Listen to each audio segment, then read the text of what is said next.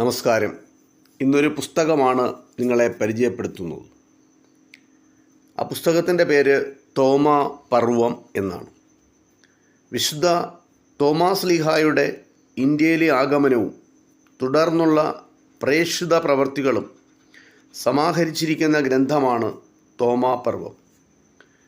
തോമാ പർവം എന്ന ഗ്രന്ഥം രചിച്ചത് നിരണം മാളിയേക്കൽ കുടുംബാംഗമായ തോമാ കത്തനാരാണ്.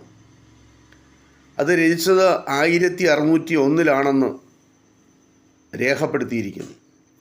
48 തലമുറകൾക്ക് മുമ്പേ വിശുദ്ധ തോമാസ് ലീഹായാൽ ആചാര്യത്വപ്പട്ടം കൊടുത്തിരുന്ന മാളിയേക്കൽ തോമാ കത്തനാരുടെ പിൻഗാമിയായിരുന്നു ഈ ഗ്രന്ഥത്തിൻ്റെ ഗ്രന്ഥകർത്താവ് എന്ന് പറയുന്നു.